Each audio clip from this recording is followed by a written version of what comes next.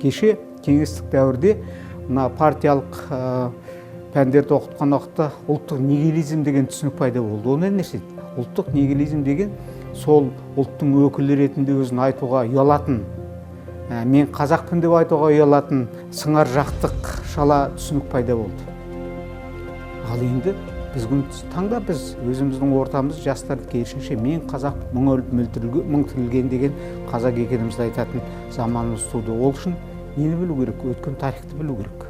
Ата бабамыздың ерлігін білуіміз керек. Өкінішке қарай жастардың ішіндегі осы ұлттық болмыстың, ұлттық кодтың ерекшелігін толық түсінетін жастар кем деп айтуға болмас. Бар, бірақ соның ішінде сондай жетіспейтін жақтар бар. Олар не істейді?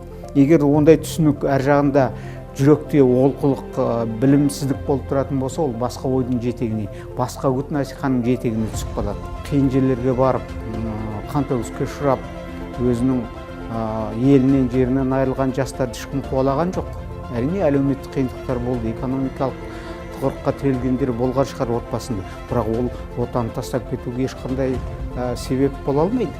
Яғни әр жағындағы жүректің ішіндегі ұлттық болмыстың жаңағы түсінуіндегі кемшіліктің бар. Бүгінгі жастар компьютерлік сауаттылық, әлемдік мына ғаламшардың мүмкіндігін бәрін пайдаланбай біз сыртта қалуымызға болмайды, тек орта ғасырлық көзқараспен қалыптасуымызға ешқандай болмайды. Бірақ дегенменен жаңа рухани құндылыққа қатысты мәселені біз ерекше назарда ұстауымыз керек.